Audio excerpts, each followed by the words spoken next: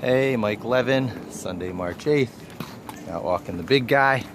Second video this morning. Figured I'd do one more since the weather was a beautiful 40 degrees here in New York City.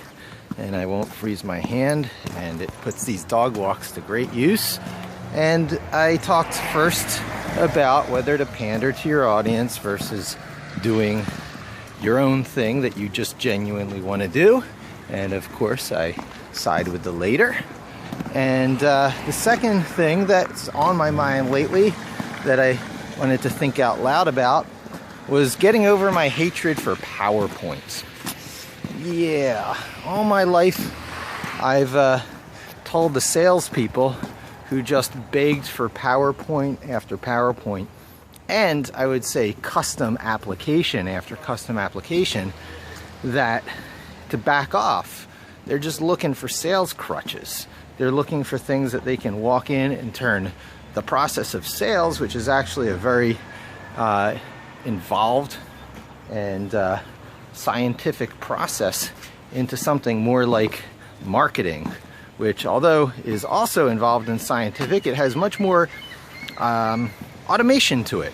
The little widgets and devices that you make surrounding marketing kick in and make the job of the sales guys easier. And so I've always kind of resented having to do PowerPoints, and on those occasions where I've had to do presentations myself, I've of course naturally just preferred stepping right up in front of the audience and starting to talk, right? It's my personality. And as long as the subject matter is stuff I'm familiar with, I can draw a picture with my hands and draw it inside their heads. And it's much more effective, I think, than PowerPoint, because you're trying to reproduce ideas inside your audience's head, and the better you yourself are holding those ideas in your own head genuinely, the more you can read your audience and say exactly the right words and use the right metaphors to make them see what you see. Nonetheless, programming, you know, the former is like performance art, the later is more like programming, where you prepare something so that others can take it and reproduce it. And so attention spans are short, you can't do it in long written form all the time, hence bite-sized slides, chunks that you can just flip through, and you can have other people just flip through. And so it does have its place. Especially delivering ideas on the web where you aren't there in person to do it.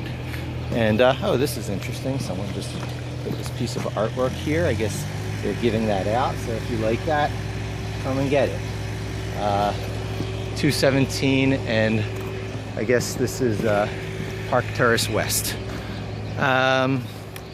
So PowerPoint itself, I dislike even a little bit more, because it's Microsoft software and is full of all those little gotchas and nuances.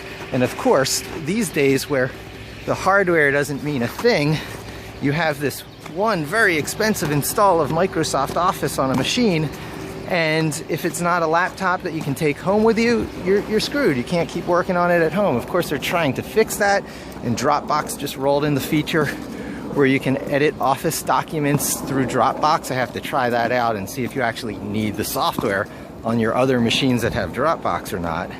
That's the big gotcha. So I try other things. One of my favorites recently is Remark.js, which takes Markdown, this wonderful, lightweight, text-based language where you take text files that you would just write in like Notepad or VI, add some light markup, bam, you've got a slideshow when you show it on a web browser. Really remarkable stuff. I used it for the Levinix.com demo, but it does require having a place to host it. It's not, you know, point and click. Incorporating graphics doesn't, you know, happen like automatically, like insert from web or whatever. So for Pipulate, I'm up to making the Pipulate slideshow presentation. I have decided to go with Google Slides. It's part of the Google Docs suite. Not a lot of people know about it. I think its name has changed over the years. And, you know, it's you know, it is to PowerPoint what Google Docs is to Word or Google Sheets is to Excel. You know, simple as that. You can insert pictures off the web, and when you do so, it shows you only things that are licensed properly for that sort of use. And of course, it plays back and can be edited and worked on from any web browser. Probably Chrome, I haven't tested that, but nonetheless, you don't need a $300 Office suite installed on your machine to do it. And so eliminating my second problem with PowerPoint-ish things, not using PowerPoint itself, really encourages me to dabble in this, what at first glance is a necessary evil. It's like taking up regular expressions or some other sub-language that you need to use to get the job done, because native support is not, yeah, no one has native support for pattern matching like that. They just throw in a regex engine. So there are these necessary evil sub-languages out there, even in the world of programming. And I'm coming to think of PowerPoint and the whole mode of communication of showing things as one slide after another as one of these necessary evil sub-languages that is still worthy of mastery, because it is just another aspect of communication. There's these YouTube videos where you just talk naturally and, you know, continuity is built in. And then there's writing in a novel or short story style, which is the, you know, text-based equivalent. And there's Flash. Flash is awesome. I love it. If it caught on and was free and open source, I'd be doing that every day. But there's no free and open source equivalent of Flash where you can eliminate the slideshow paradigm and have one thing seamlessly blend into the next. I'm going to be exploring like Blender for that, but you know, when it comes to putting it forth in standalone, bite-sized, easy to digest chunks that can be rearranged when the time comes, that can be picked apart and made as part of other demos, nothing really beats that slideshow model of communication. And it is worthy of mastery. It's worthy of taking up and brushing off some of my lesser used communication skills, and, you know, throw up some Venn diagrams and some really neat clip art and make the occasional slide a work of art, a standalone thing. You know, the infographic world has become so big lately in viral marketing because that one perfect image can do a lot of work for you.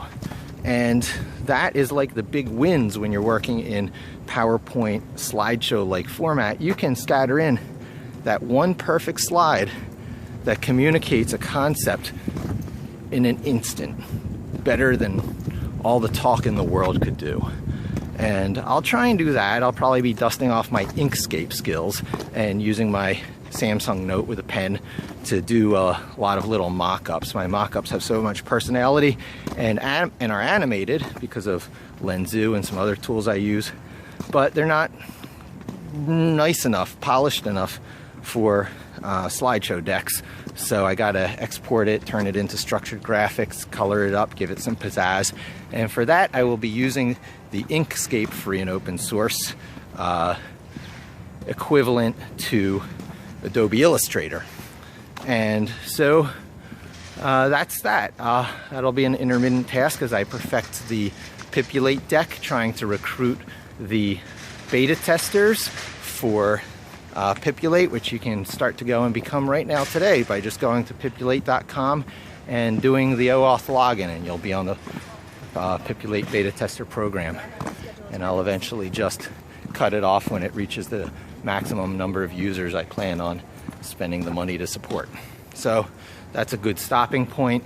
Thanks for joining me. Don't forget to check out pipulate.com to watch for that presentation link to appear. And don't forget to subscribe. Talk to you soon. Say bye-bye to Cecil or Bart.